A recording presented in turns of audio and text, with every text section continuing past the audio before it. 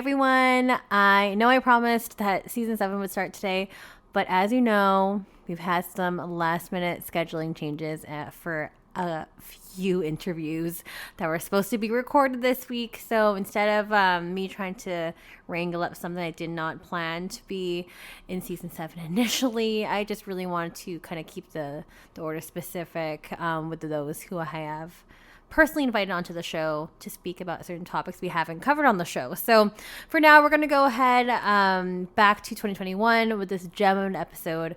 Again, recording with another vanilla colleague of mine who I work in sexual health with.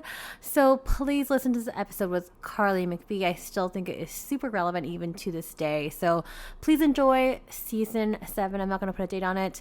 Is on its way. We just got to get those recordings up. Anyways, enjoy, everyone. Happy long weekend.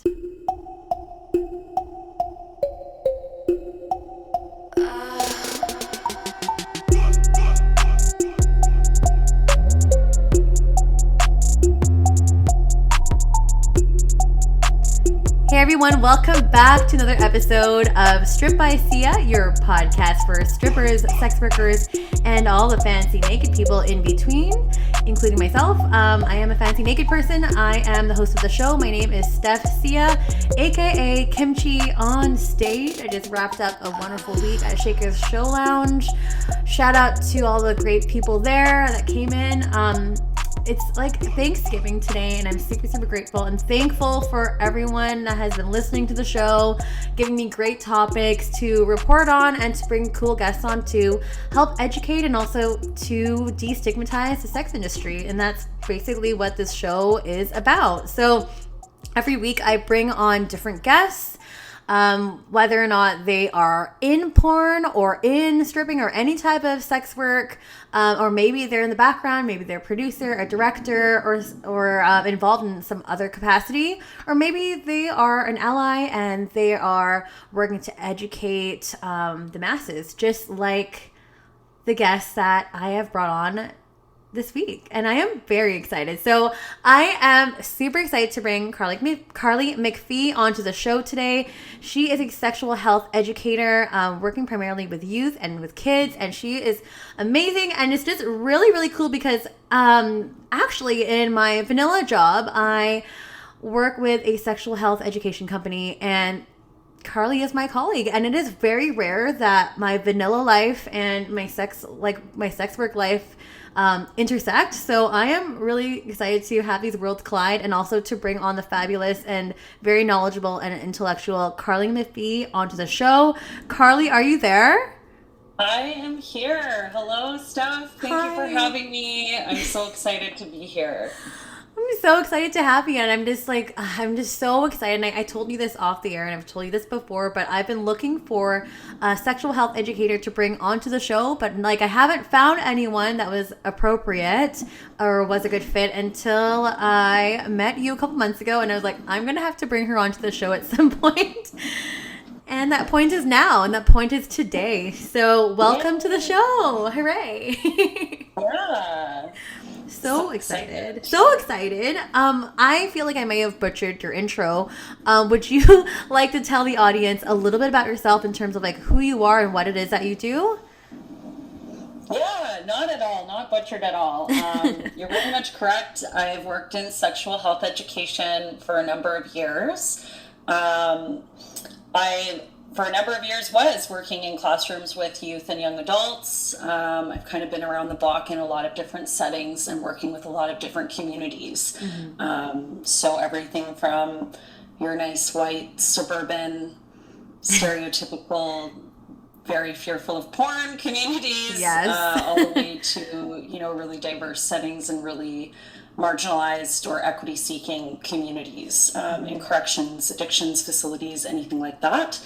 I also work a lot with service providers. I've done a lot of work with teachers and healthcare providers, building their skills around how to talk about sex and sexuality. And I've done a lot of work with parents and work with youth with disabilities as well.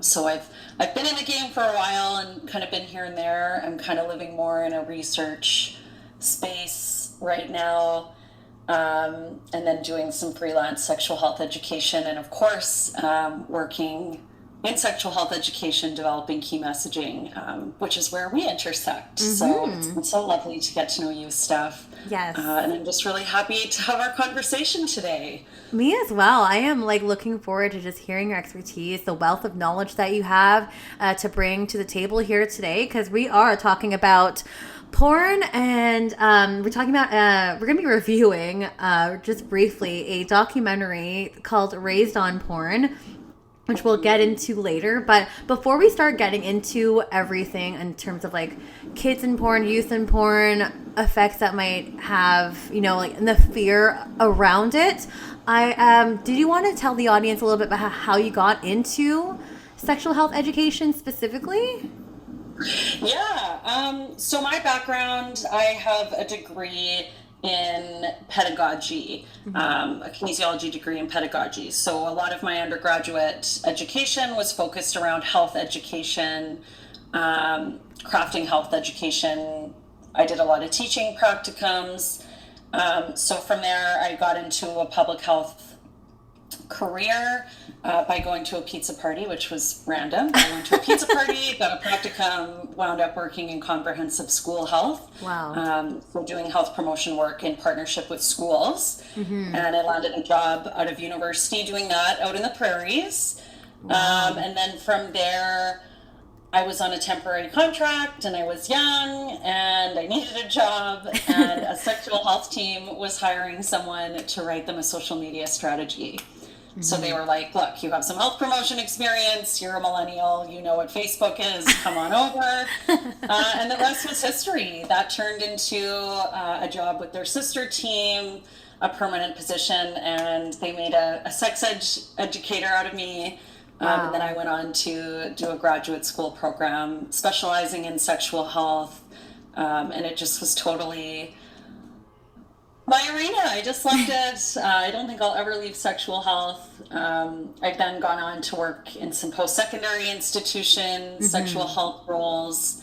I've done a lot of resource development for some big health organizations. So yeah, I've just been, now I'm slowly but surely chipping away on a communications master's degree. So I'm very much zoomed in on how do we talk about sexuality? How do we craft messages in a way that can invite people in and really, bolster their skills and build capacity so we have positive sexual health outcomes. I'm very excited to discuss with you about porn's role and kind of the, I think, unfair reputation that porn is being assigned these days. Yes, these days and for a long time now. So yeah. I shouldn't even say these days. Yeah, it's always been kind of given this bad rap. Totally. Yeah. I mean, like with porn and sex work in general, sex in general as a really huge umbrella, usually generally just gets like a really bad rep, negative stereotypes. We're usually the butt of jokes and stuff like that. So yeah, we're gonna talk about this documentary that one of my listeners actually brought to the table. Thank you, and shout out to Galegal Smash on Instagram for bringing this to my attention. He actually sent me a link and was like, hey, like, what do you think about this documentary? Like, do you think it's just sensationalization, or do you think there's actually some real merit in this and like it's based on facts? And I'm like, what is this thing? So the documentary is called Raised on Porn, and for those who haven't watched it, it's a 37-minute documentary just available on YouTube, which just came out recently. I mean, by the time of this recording, by the time this episode airs out, it's probably been out for about a month. So for those of you listening, I'm actually just going to go ahead and play the trailer really quick. It's just about a minute and a half or so. So just to give you a little bit of substance, and so you can kind of understand what we're talking about here just briefly. So just hang on, bear with me. I'm going to go ahead and press play. Where is it? Here. Okay, here we go. Listen in. I remember being a kid and looking at a rosebud, and I remember thinking, oh, well, I want it to open up like a rose, so I'll just pull back all the petals. Now I realize you can't force that, and it's very similar to a child's sexuality. If you try to open those petals too early, they will grow and they will open, but they're not going to be the same person that they would have been. found porn when I was 11, 12 years old. We're in this playground, and a friend of mine was like, hey, Richie, I want to show you a picture. We watched porn, and he told me, he's like, I watch it all the time, it's not a big deal. But then at some point in it, he stopped seeing women as people because porn distorted his whole thinking. We are in the midst of the largest unregulated social experiment in human history. Because internet porn has the ability to cause addiction-related brain changes. And the free porn, which is the most accessible, is actually the most violent, dehumanizing pornography. That so many men are now seeing as being normal. This is how it happens. It's like the heroin of pornography. And I'm like, I need to experience what I'm seeing.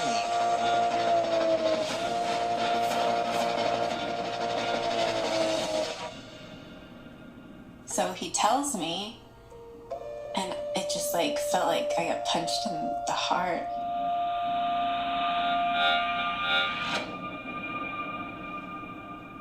Okay, so that's the trailer, and it's like raised on porn, this whole thing, and yeah, that's just the trailer. That's just the trailer, and I was already getting like a bad feeling. I'm like, is this gonna be good? But luckily, it's only 37 minutes of my life. That wasn't too long or too much of a commitment. But Carlie, I want to hear your thoughts. Like your first impressions on one, the trailer, and two, what you thought of the documentary. So, before I comment on this documentary, I'm just going to kind of position where I come from as a sexual health professional and an educator.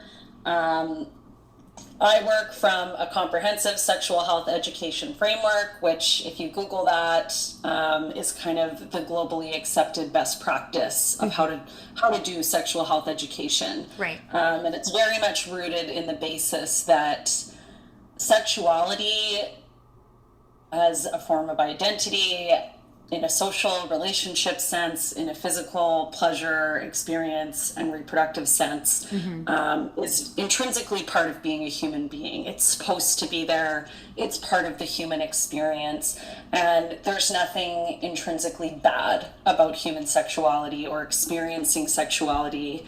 Humans are sexual beings, and we experience different phases or different aspects of sexuality our whole life long. Right.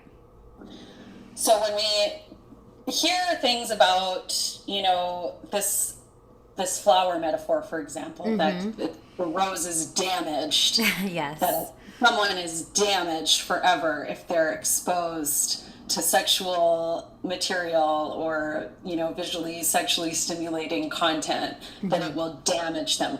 Like the whole documentary has this sense of permanence. Yeah, right. And that's the first thing I really just, disagree with, is that sense that you're permanently doomed. Right. Like, sexuality is a lifelong experience. It's always evolving. It's always changing. You can always come back. Right. Even if you do have a negative experience. I don't ever want people to feel like their sexuality is over, or they're doomed, or there's no way back to having a positive relationship with your sexuality. Right. Yeah, that's a good theme, actually, that you picked up on too, because I also picked up on that as well, to be like, I just feel like they were blaming a lot of everything on porn. They were blaming, like literally everything. They were blaming violence against women on porn. They were blaming pedophilia on porn, which they looped in there as well. They're also like blaming like men cheating on their wives on porn, like a lot of that. Anyone who knows me, people who've been in book clubs with me, who talk about movies with me, they know I consume media with a pretty critical lens. Doesn't mean I don't enjoy media, but I usually go in with my guard quite up, and I'm like, come on, show me what you got, really wow me here. And the red flags that were going through my mind just listening to that trailer, and they did not dispel any of these red flags. They're using highly emotional testimonials that perfectly fit their porn made me do it narrative. Yes. They're relying heavily on disproved and harmful gender stereotypes and sexuality stereotypes. There's no evidence-based research presented. You'll notice they only have authors speak on the topic, and anyone can publish a book. Yes. Anyone can publish a book. There's no rigor. There's not the same rigor required to publish a book than there is to get published in an academic paper and have your paper cited, over 1,000 times. Like there's a really big difference there in what makes an expert. Yes. And there was no examining other perspectives or other sides. It's very one-sided. To me, those are all red flags that, yes, it's dressed up in a fancy documentary setting, but those right there tell me, there's probably not a lot of fact behind what they're saying. Agreed. Yeah. I definitely noticed that as well. And it was just really interesting too, because you touched on a point there, really just harping on like emotion. Yeah. A lot of emotion and these personal stories that the people at the interview that they brought to the table, like they had a few different kind of scenarios that they were following, in terms of like following some people around about their experiences with porn or their judgment or their views on porn. And they were all, I would say, pretty damaging. But also, like, it can't be a whole umbrella that you can apply to everything. No, and all it's doing is, this is what patriarchal powers always do, is create the perfect out for bad behavior, for abusive behavior towards others, right? So, of course, we can't assign any responsibility to these grown men who are treating their partners like objects in abusive ways. They're not treating them with care. They're not prioritizing their pleasure. Oh, well, they saw a porno video when they were 13, so that's destroyed their brain forever. Yeah. These people aren't living in a vacuum. Like, look at any other form of media. Look at how their parents, treated each other growing up. Like, there's all these other influences that would have built in that ideology to not treat their partners with respect, that other people's feelings don't matter. Like, you're going to tell me none of those boys went to elementary school and learned basic, like, treat others how you want to be treated, Yeah. Who's to say, like, what is it about porn that outweighs all of these other supposedly perfectly nice, they're a perfectly nice boy from a perfectly nice home? Like, why aren't those values doing anything then? Totally. Right? Yeah. So they're giving porn a lot of power in positioning it as the only source of education, and they're actually robbing parents, teachers, healthcare providers, it's very heteronormative, but those men, they're robbing them of so much agency and power that they have in building healthy sexual health outcomes. Right. Which is, it's kind of sad. Like, yeah, absolutely. Yeah. And when did porn as an industry ever sign up to be the sex ed teacher? Right. Good question. And we definitely have some questions in regards to that as well. And some perspectives, which we'll go into the Q&A later on at the end of the show. But yeah, I think like a lot of the concern, and like from what I'm gathering from people that have this kind of stance, is that porn is the only teacher, or the most accessible, and like, why do you think that is? Do you think that parents are uncomfortable having conversations like this with their kids about porn, about sexuality? Or what about the school system too? Like, are they responsible for providing adequate, comprehensive sexual education to kids? Like, there's a bunch of big questions here, so feel free to answer in whatever order. Yeah, so when we talk about like what is good sexual health education, and I've kind of given you a loose definition of what comprehensive school health education or sexual health education is, pardon me.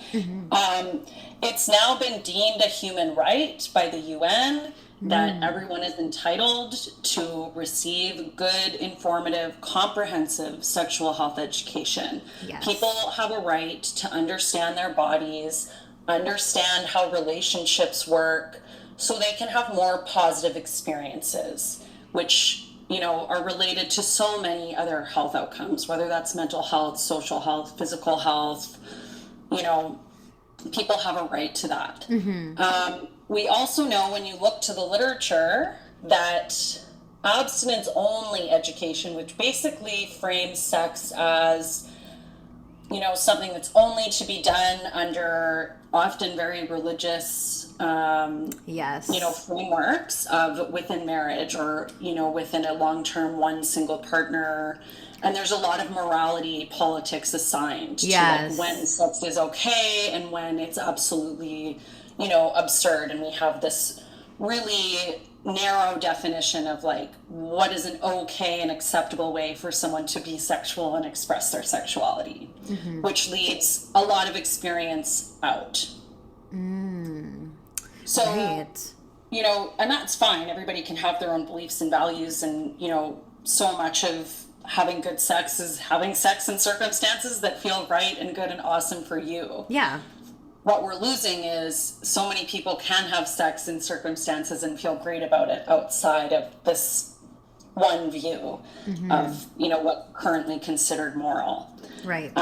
There's a really great book by Jesse Bering called Perv, The Sexual Deviant in All of Us. And it's a really great read. I recommend it for anyone who's kind of interested in this idea of like where this idea of what's acceptable comes from. Sure. The author, Jesse Bering, just really goes throughout history and explores like how much it has changed over time of what's considered socially acceptable in a sexual context. Interesting. But anyways, I'm going on a tangent here, but back to comprehensive sexual health education. That's okay. I'll plug that. Yeah, I'll plug that into the show notes, though. Thank you for that recommendation. Yeah. It is a human right, but we're still seeing a lot, you know, even here within Canada, we're seeing a lot of people not meeting that standard. Okay.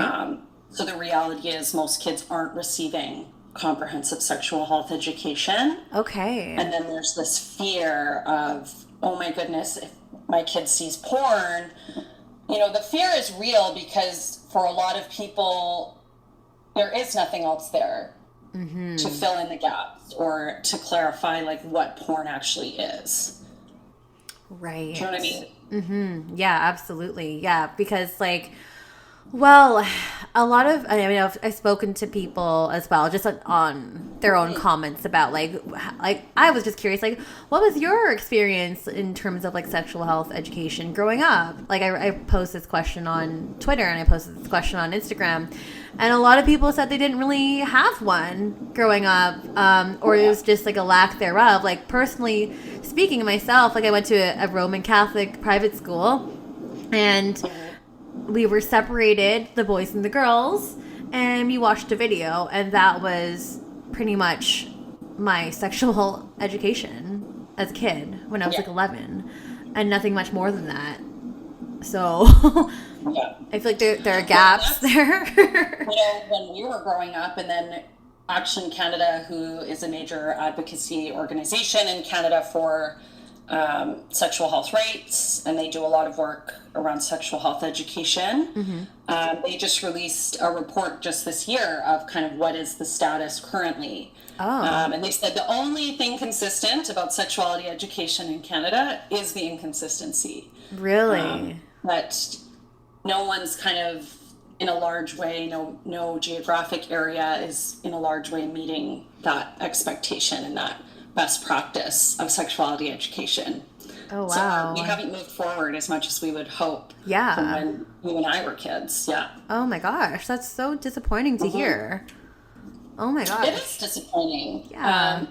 But yeah, I mean, my goal, you know, we want to work ourselves out of a job. I don't want us to need sexual health education specialists, because we want every teacher in every classroom to feel empowered and know exactly what they're doing. We want parents to feel empowered and know how to talk to their kids and, you know, bring in that values piece that can only come from home.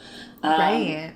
So there's lots of parties at play who can contribute here that aren't.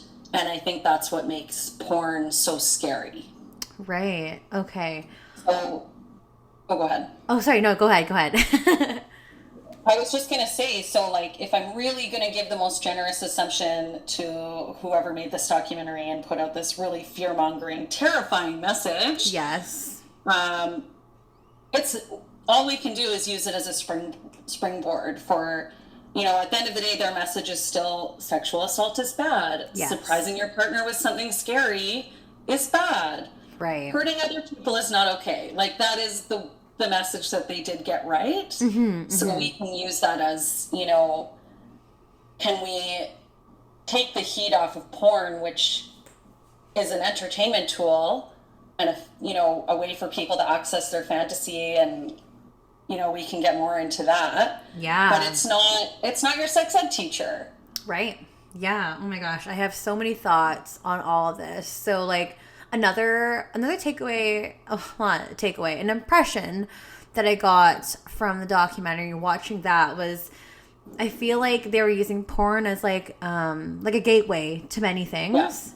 Yeah. I don't know if you got that too, but like it was a gateway to other extreme forms of violence or assault, in terms of like extreme forms of intimacy or different like kinks that involve violence. And again, like the weird link that they had with pedophilia. I just feel like I'm just like, how? The thing that's really important is there is no evidence to support that claim. Mm-hmm. Right. And they're dressing up a false claim with that's where like you get the really highly emotional stories to draw people in that way. Yeah, exactly. So that they won't notice. Like, there are no research papers. You can go on any major publication, and look at the actual literature that's going through a high standard of rigor to see what's what. And even there, like the one paper I could find that had been cited over 100 times around, I know they talked about brain development, youth brain development and porn use. Okay.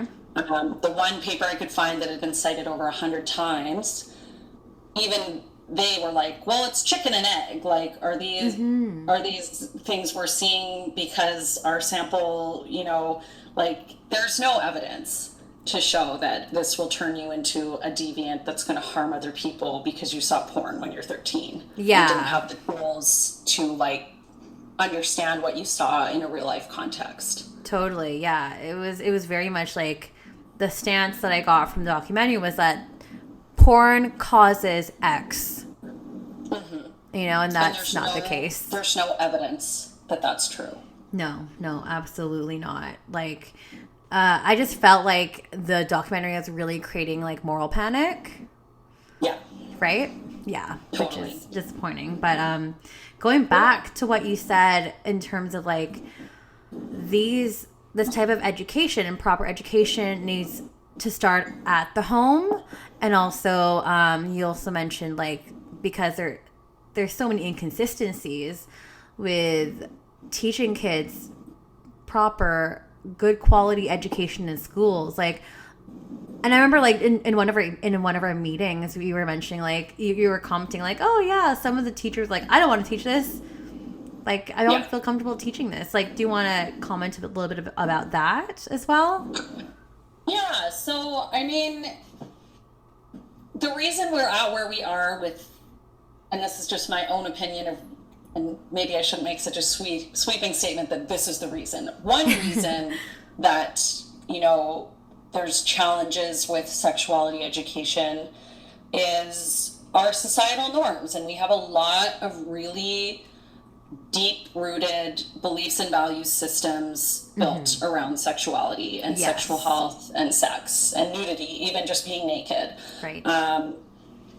Which in the sex work industry, I'm sure you're well familiar with just the wall of stigma around nakedness alone. Oh, yes. Let alone touching someone else when you're naked. Yes. So you have a teacher who, one, likely didn't get any support in their teacher education, in their education degree, of how to tackle a really values-laden topic Right. They're in a position where they're working for a specific school board, so they're under certain constraints of what value systems they either have to operate in if you're in a faith-based school board, or you're in a public setting where you're really not allowed, or you kind of have to check your own values at the door. Right. So then you have like this really charged topic. Mm-hmm. And how do you talk about it? Right. That's really hard to do. Mm-hmm. So I can understand teachers cowering and not wanting to deal with it. Right. And then there's the sense of, well, I didn't get much when I was in school and I turned out okay. I figured it out. Mm-hmm. Why do we need it? I have all of these other curriculum objectives that I need to hit. Right. And it just gets bumped down the list because it's a mixture of like, I don't really want to deal with that. Mm-hmm.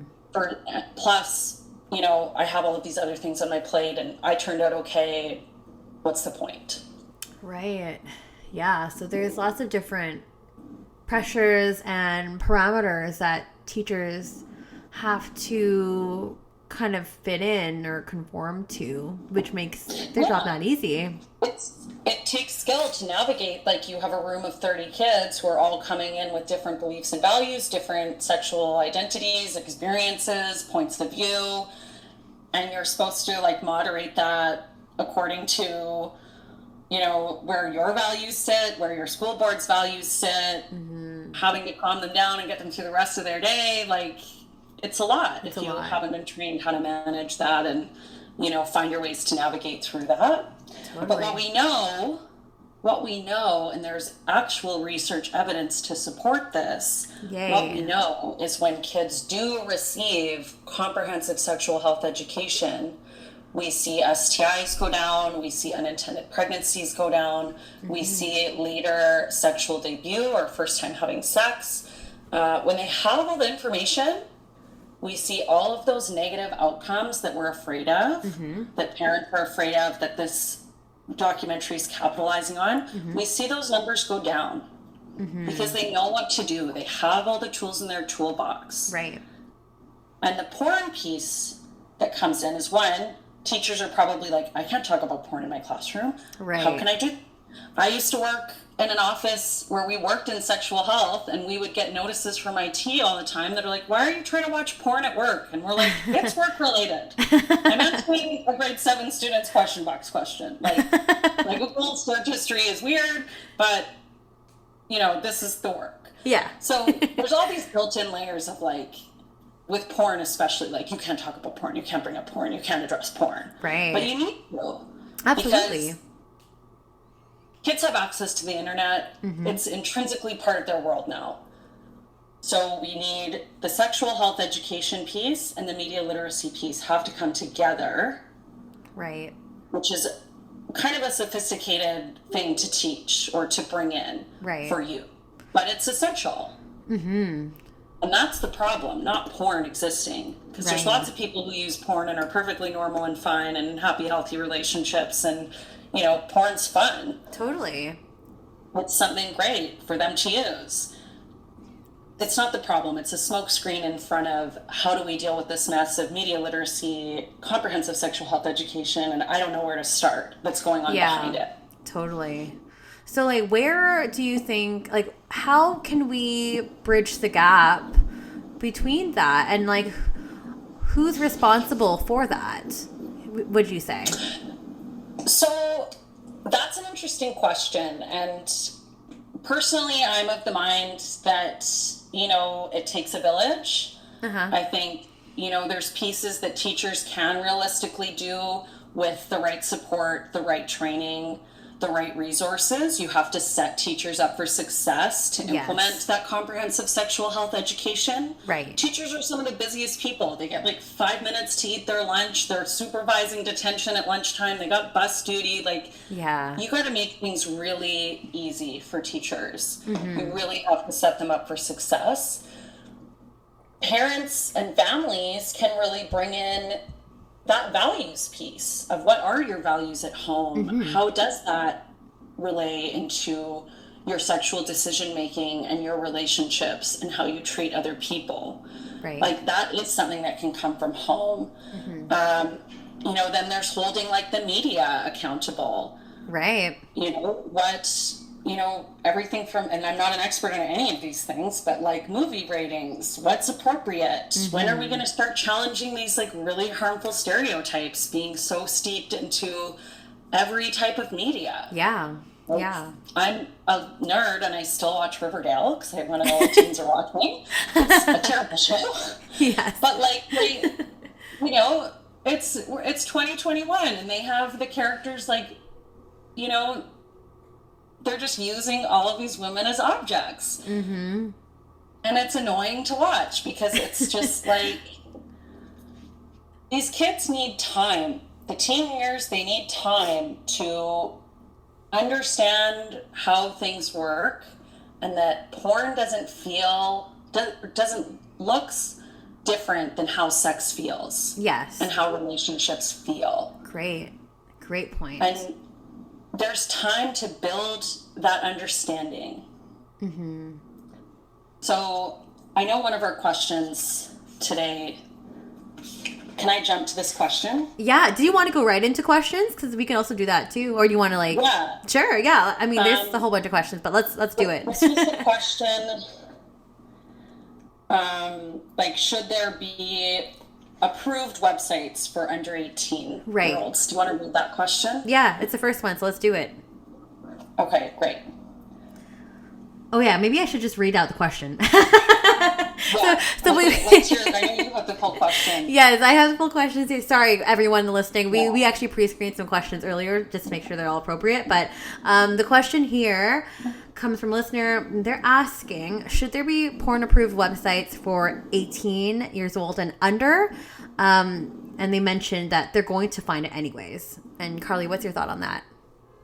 I think they're right that it's out there, and the chances of a kid who's using the internet seeing naked people the chance is almost 100% that they're going to see that. Definitely. Probably by the time there's research that, like, you know, most kids by the time they're 13 have had porn come across the screen at least once. Right. Usually uninvited, but still. Mm-hmm. I think instead of a website that's like 18 and under approved, because then you're just getting into like, well, according to who? Like, whose value? Totally. Which then we're kind of right back to like demonizing certain types of porn or certain images and not others. Yeah. I'm like, could we like have them complete their sexual health education to a comprehensive best practice standard?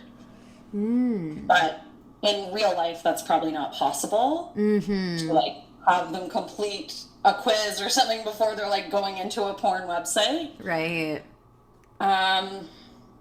But yeah, I think there is just that. This is where this flower analogy from that documentary really bothers me, is that like it's too late if they've already seen it. Like they're lost and they're just going to become this monster sexual deviant that's hurting other people. Right. No, like, so you saw some porn. Let's talk about it. Let's unpack what you saw. Let's understand. Just like when you watch a movie and someone gets invited to a party, they don't show you all the back and forth of like, well, I'm one block over, I'm lost. What's the address? I'm lost. And like all the minute details of making plans, because that's boring. They just get you to the party because that's more interesting to watch. Of course. It's the highlight reel. Yeah, and exactly. In real life, there's all of these other things that take place, like having your consent conversations, you know, someone farted and you have to laugh about it and then get back to it or whatever happens. Yeah.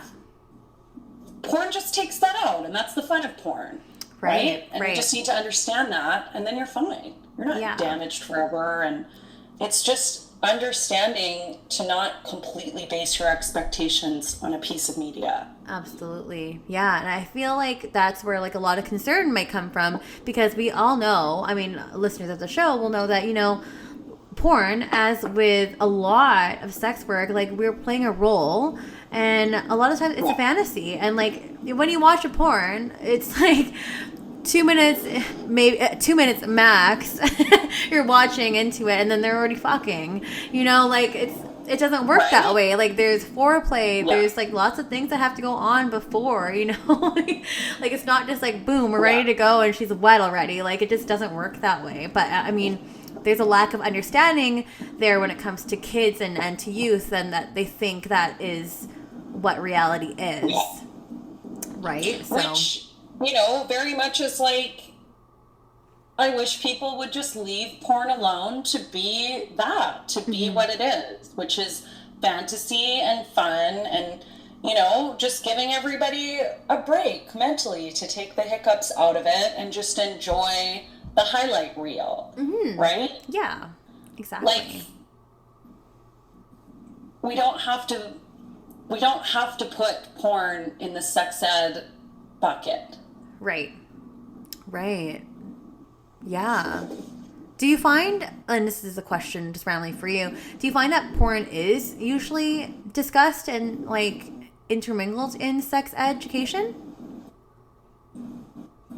It depends where you are, and again, like, who's doing the educating and what constraints they're under. So I've been in circumstances where, you know, I'm really hoping someone asks me in the question box, because then I'm allowed to talk about it, because I'm answering someone's specific question. Okay. And then I can be, you know, mindful to make sure I'm giving a full comprehensive answer to give anyone in the classroom who might be wondering about porn or who might already be watching porn some context and some information. Totally. But is it built into curriculum objectives? Not necessarily. Right. Is it something we could easily build into curriculum objectives? Absolutely. There's so much education going on around media literacy these days. Why can't we make, you know, sexualized media part of that conversation? Good point. That's a really great question, because sex is everywhere, whether we like it or not, right? So another question. Sorry, continue. I have so many questions. Go ahead.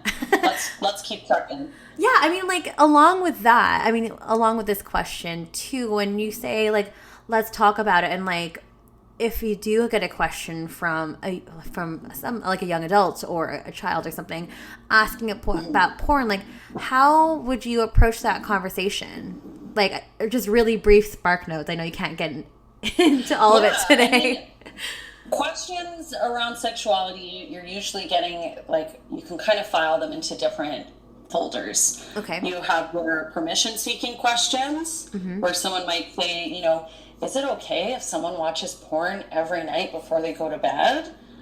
You might get just like straight clarification or kind of myth-busting questions, like, I heard porn will melt your brain. Is that true? Right. Or you might get, you know, the like shock value questions, which you can still turn into a really teachable moment. Like, can you explain what, you know, a hot Carl is? I saw it in a porn movie. Which, you know, if you're in a junior high class, you can probably guess why they're asking that question, but you can still answer it. Right. So, you know, a formula I use to answer questions is, one, I'm going to define the terms in that question. I'm going to provide, if it's something that might be upsetting to students, I'm going to provide a, like, hey, we're going to talk about, you know, something that might involve gender-based violence or intimate partner violence. Right. You know, and give them a heads up at the beginning of the class, and before that question comes up, define all of your terms of, like, what is porn? Right. You can add in, like, why people use porn, and then just really, like, break it down for them. And then you can bring in that media literacy piece of, you know, let's not confuse porn as an instruction manual. Porn is a form of entertainment. Right. And if you've gone to the movies, you can clearly understand what's realistic and what's not. We have to apply that same thinking cap when we're watching things like porn. Great. That's a really, really great approach. And I know we have, like, a lot of, moms and parents and of all kinds on this show as well. So hopefully, like, this will be a good takeaway for them as well, for when they decide they want to have that conversation with their family. So, and the number one thing for parents is they think if their kid hears about it, they'll want to do it. And that's actually, like, there's evidence, there's research to show it's actually the opposite. Oh, wow, that's really interesting. When kids know what someone's talking about, if someone's asking them to do a certain sex act, or if someone's talking to them about something, them having the knowledge and understanding what the heck someone's talking about puts the decision-making power back in that kid's hands. Like, then they can make a fully informed decision for themselves, rather than being like, yeah, okay, that's not, like, I have no idea what you're talking about, but I don't want to be embarrassing and say I don't know. I guess I'll just go along with it and see what happens. Right. That's where you're getting into cross-boundary territory. People are getting up that, and it's not okay, right? Right, absolutely. Information is power. Okay. That is a great, oh my gosh, such an in-depth answer to that question. And there's still lots of questions here, so why not? I'll try and keep it a bit shorter. No, I love it. Keep going. I like the full detail. My listeners also like full detail as well, so please keep going. I don't have anything after this anyway, so it's all good. And this one is more, okay, so some context here. This question is asking, please share websites of good real people having consensual sex, and I'll read you actually more of the paragraph here. So they said, I tried to think of a question that might not come up in your interview, but I know of a couple sites describing what I asked, but it might be useful to share with the audience. So they were saying, basically, this person was saying, I was allowed to watch and read whatever I wanted growing up without discussion, like without any open discussions about sex with their parents. So like adult magazines, R-rated movies, porn, and all of that was his sex education. And all he learned in school was how to put a condom on a banana and what STDs can do to your body. So yeah, he's wondering if you have any good resources on, like, in terms of websites of good real people having consensual sex. If you know any. Yeah. I mean, I'm not a porn expert by any means. I think the things that come to mind for me is, one, like, a lot of porn, like, you hear the term ethical porn being thrown around a lot. Yes. Most porn is ethical porn. Most porn is planned in advance. Everyone is there by choice. They're being paid. And, you know, they know exactly what's coming their way. The porn industry is not running on exploitation in the sense of, you know, people being forced into the porn industry. Right. There are people lining up down the block who want to work in that industry. So, you know, most porn is consenting adults doing things. Right. One website I know of that just has kind of a lighter touch, and they just really show a little bit more of like the before and the getting warmed up and the consent piece. Lesco is a great website. I think that's how you say it. Okay. I can message you the website after to make sure we get the name right. Yeah, for sure. And we'll plug it in the show notes as well. But the other thing I'll say is, in addition to finding porn that shows, you know, more realistic expectations of sex, educating yourself on sex and sexual health is important. So a great website for Canadians is sexandyou, the letter U.ca. Yes. It's written by the Society of Obstetrics and Gynecology of Canada, so the best experts we have in this country write that website. So that's the education piece to go with the porn. Excellent. Yeah, I mean, if I can share a little bit too, I know of like X Confessions. Yeah, I know X Confessions is one of them. It's more like indie style porn. So if you're into that, you could also check that out. Lust Cinema is another one. It's more like feature length films available if you're into that. It just depends on what you're looking for. If I can just think of like grassroots things, you could also subscribe to your favorite OnlyFans creators, including myself, and like ManyVids, stuff like that. Like, there's a lot of great porn out there that is available to you. Like, a lot of people are probably trying to think or look for a website like Pornhub, or the equivalent of Pornhub in an ethical kind of manner. But as Carlie said, a lot of it is consensual. And if you need to hear more information on porn, I do have some great episodes, including the one with Jessie Black, to give you a bit of context there, as well as the one from last week or a couple weeks ago with Malcolm Lovejoy, Carla Lane, like Samantha Mack. Like, I've done many interviews on porn stars and what their experiences have been, what goes on behind the scenes, and it's not just like, as Carlie mentioned, it's not as exploitive as you might think, or like what Mia Khalifa might say or claim.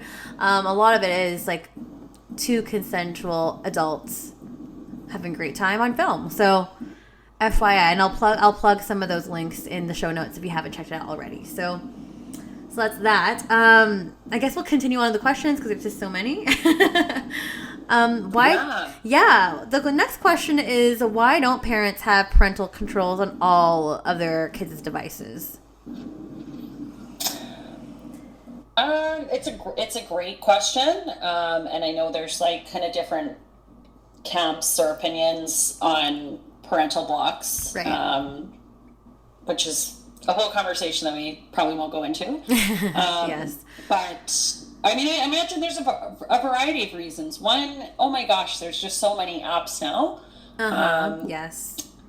A lot of parental blocks don't really, actually accomplish what they say they can accomplish. Look at this Facebook whistleblower that we're seeing in the news these days, right? Like there's not a sophisticated enough net in place to keep everything out, right? According to that family standards, and also, not every parent knows everything their kid is on.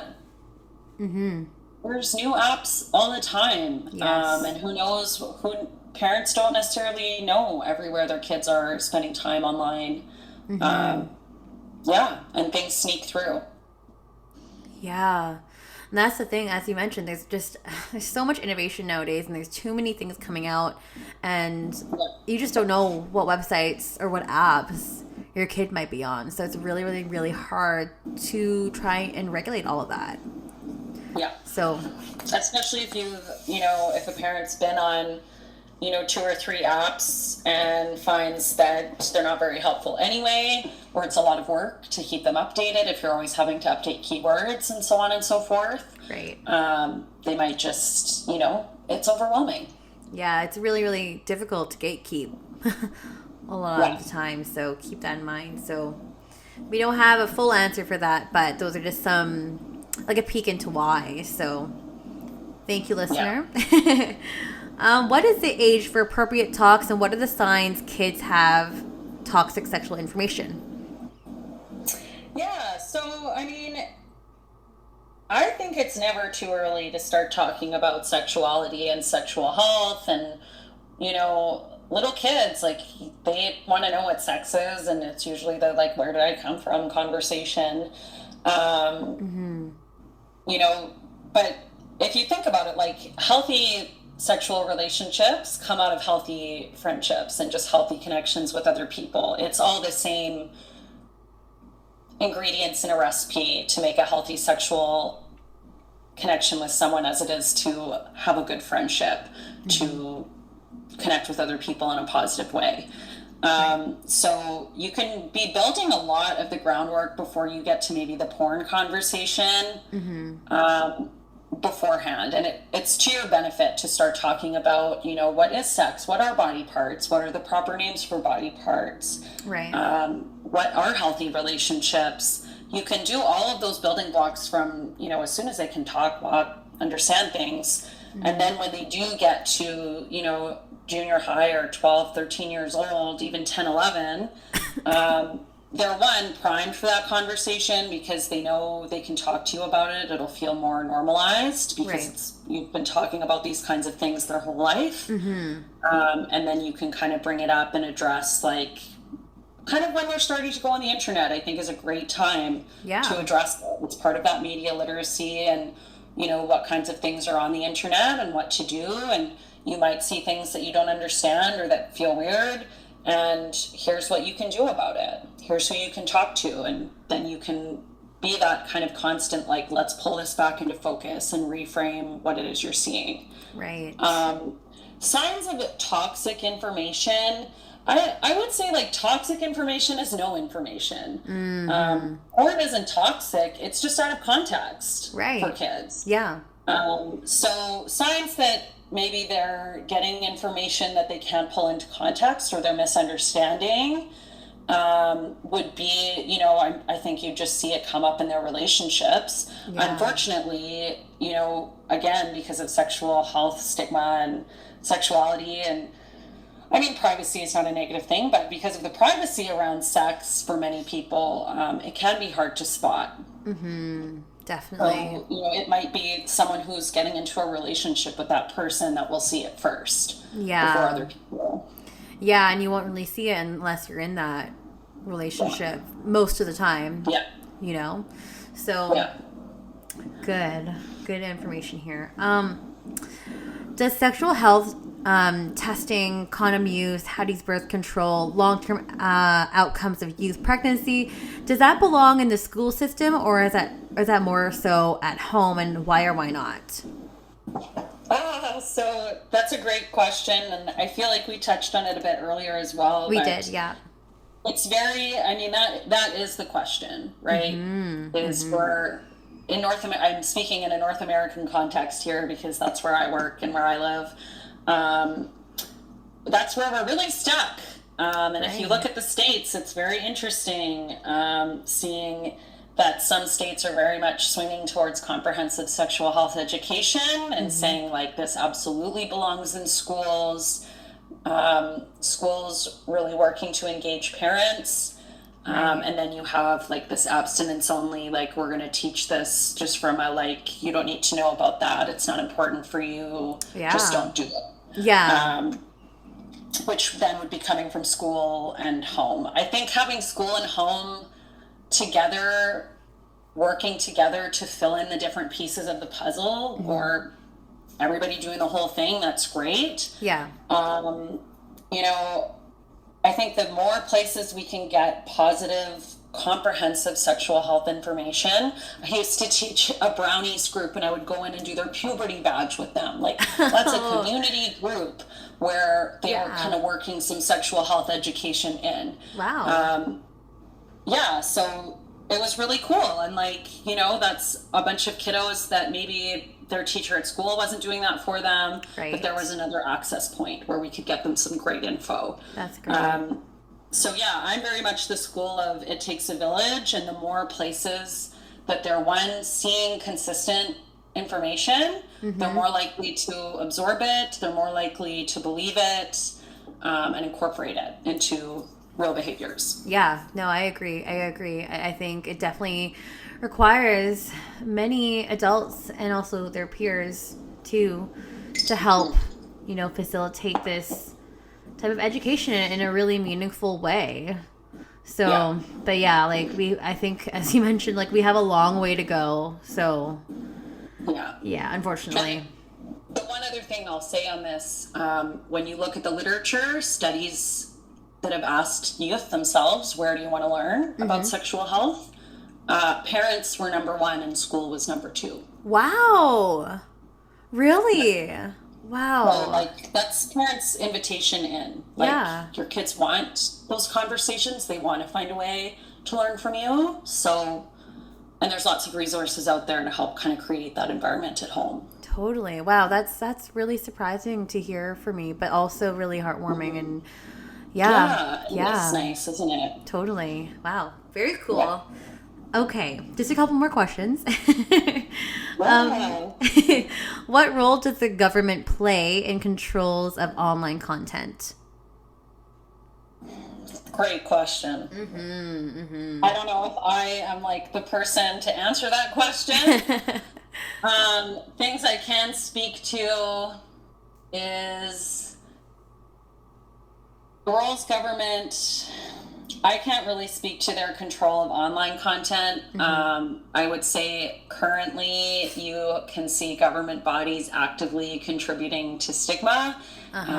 There's lots of, you know, in the States, I think it was like Iowa in 2019 had like some bill that like porn was a public health crisis or something. Oh gosh. And it was brought forward in a government house. Wow. You know, and then it's like all of these lawmakers, like who's going to stand up and in their like place of work and be like, actually, I love porn. And you know, it's, like, the stakes are so high. It's hard to go against that rhetoric in a government setting.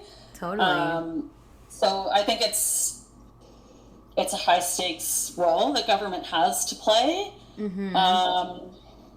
In terms of sexual health education, curriculum objectives come from government. So that's somewhere where they have the opportunity to play a role and, better align their outcomes with the education that kids have access to.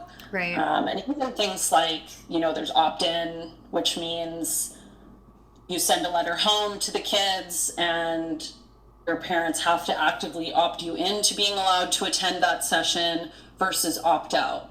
We're sending a letter home. If we don't hear from you, we're assuming your kid has permission and they're going to be attending this, like the numbers you get of opt-in versus opt-out. Opt out being much more inclusive, you'll get much higher numbers of kids. Right. Interesting. So in terms of online content, I don't think I know enough about the internet. Maybe you know more about that stuff. Well, I'm not going to be speaking specifically about porn, but like with sex work and online sex work and online services and service providers, we have discussed it ad nauseum on this podcast about laws, especially in American laws, in terms of like tasteless. Those bills. We also spoke about Section 230 as well on the podcast with Reese Piper. Those are all American laws that really kind of bar sex work, and in terms of more so full service providers, ads online, like those can't exist anymore, as we all know. Right. Yeah, and then in the Canadian context, I mean, we have Bill C-36, which again was enacted in 2014, that also prevents from like the advertising of sexual services online. Which is like in a similar vein. And I know we were speaking about a similar law with the episode with Samantha Knox about Ontario trying to get a bill passed that's very, very, very similar to SESTA as well. Sorry, SESTA as well. That was just a few months ago that I did that episode. So go back and listen to those. There's huge episodes dedicated to those topics.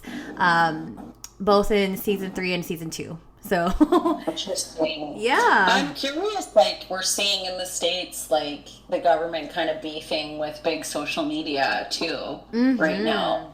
And I think that'll be really interesting to see how that shakes out, because that'll really shape how much agency the government does have, because so much porn is, owned and housed and streamed by private entities, right? Yeah, I'm curious to see how the Facebook trial is going to unravel, because that was really, really interesting. That was a really, really cool piece to read up on, and scary as well, a little bit scary that they allow for that. So if you're not really keeping up with the whole Facebook whistleblower situation, I forget her name, but she worked at Facebook. She worked in product, I believe, and there was basically... how do I summarize this really quickly? They were allowing for the algorithm to kind of encourage harmful content or content that would encourage harmful behavior in youth or kids, like specifically around a lot around negative mental health outcomes and body image issues. Yes. Lots of that. So I am really curious to see what the outcome of that's going to be. I forgot to say earlier too, not so much government, but also we were really speaking a lot recently in this season about big banks controlling and having a lot of control in terms of online content, as we saw with the OnlyFans debacle, what we saw with Pornhub. Like Pornhub taking a bunch of their videos out because of MasterCard and Visa drawing out as payment processors. So those are huge things that you should pay attention to. So go listen to the episode with Adri Rose. We have the episode with Paul of Natterish.com, and also pretty much everything from this season. There's too many episodes on these. Yeah, so... Oh my gosh, I'm going to have to go back and listen to more episodes. You're digging in. I love it. There's a lot of topics. There's a lot of stuff that affects us, right? So... Yeah. Gosh, sorry for the big tangent there. I kind of took over. I think, like, policy, I would be interested to hear what, like, a policy expert has to say about all of this. Oh, yeah. Yeah. I mean, I'd have to bring on more guests. I mean, we brought on some different professors from, like, York U and Simon Fraser. Who else did I bring on? Florida State. On what's happening with different types of legislation and policy making as well. So I'll send you some links privately, but yeah, or for anyone else listening. Yeah. But sorry to hijack the conversation there. There is one more question left as well. So this person's asking, does porn belong in our face versus back channels like IRC? So how I'm considering this question is like, does porn belong in the mainstream or does it belong underground? So these are the two things I'm thinking about. Is one, like, kink communities, fringe communities, or part of, like, what makes them fun and exciting for people is that they're not mainstream. Like that, you know, living on the outside, you know, the challenge of, like, finding other people who are into what you're into is kind of part of the rush for some kink communities, and I totally respect that. And I think there's some people who actually really want to stay out of the mainstream for that reason. It's part of their culture in whatever kind of sexual community they're identifying with. Right. Then again, like, porn kind of already is in everyone's face. Like, it's really easy to find porn. It comes across everybody's screen. Pretty much any... I feel like I just see porn, like, on my screen. Maybe it's because I work in sexual health and I'm on a lot of sexuality-related websites or whatever. But porn, when I'm not looking for it, comes up a lot. Yeah. So it kind of is already in our face. I think I want people to have the tools to be able to choose how much they want porn in their face or how much they don't. Right. But also to feel equipped to deal with it when it does pop up. Right. That's what I want. I know that's not an exact answer to their questions, but I also don't think I'm the person to decide where porn belongs. Yeah. That's up to your own agency and your own responsibility on terms of, like, what you consume, how much you consume. Yeah. Right. And I think, like, and there has to be some kind of, I think there has to be some kind of responsibility. Like, you need to be able to understand, like, what you are consuming. Yeah. You know? I think that literacy piece is huge, and that will hopefully take the heat or the demonizing off of porn. Yeah. Hopefully. Fingers crossed that it, like, moves in the correct direction. Yeah, we're trying. Yeah. We're trying. Well, we finally made it through all the questions, and before I let you go, where can we find you? Yes. Well, one, thank you so much for having me, Steph. You're so welcome. You're such a brilliant mind, and you know, doing such a great thing with your podcast. So I'm just honored to be here. Thank you. You're catching me in the middle of a rebrand of my own sexual health education services, but I can give you an email if folks have more questions for me. They can reach me at carlie.mcphee at thewholeshebang.ca. I love it. Yeah, because that's comprehensive, like the SHE is sexual health education, and I do the whole darn thing, comprehensive sexual health education. There we go. There we go. Yeah, so, you know, I'm really moving into more of a service provider, parents, teachers, capacity building space, but I do still do individual sexual health education sessions, particularly with youth with diverse abilities. I do a lot of, like, if you've ever seen the show, what is it, Dating on the Spectrum? Oh, yeah, no, I know what you're talking about. a lot of like dating coaching and building Cool. those skills. But yeah, I'm around. I work in sexual health. I'll have my website up under thewholeshebang.ca very shortly. Yay. Yeah, you can find me there. Perfect. Well, it was so much fun chatting with you. I'm sure we could have chatted for another hour easily. Oh my gosh, yeah. Holy. We didn't even talk about porn addiction, and that's a whole other thing. And that's a whole other thing, too. I mean, there's so many different tangents and avenues that we can go down. I mean, again, we might have to bring you on for another episode for part 2, but we'll see. Yeah. It was such a nice conversation, nice hour-long conversation we had here. Carlie, thank you so much for joining me today on the show. Really, really appreciate it. Yes, thanks for having me. Anytime. My pleasure. And everyone else listening here, it's new episodes every single Sunday. It's Strip by Sia on Twitter, Strip by Sia on Instagram, as well as my personal, which is Sia Steph. And new episodes coming at you every single Sunday. And we'll catch everyone in for another episode next week. Thank you so much, Carlie. Thank you. Take care. Bye. Bye, bye, bye, bye. You're listening to Stripped by Sia, hosted, produced, and edited by Steph Sia. Music by Ted D. Graphic design by Maria Bellandarama, and photography by Ian Dabrin.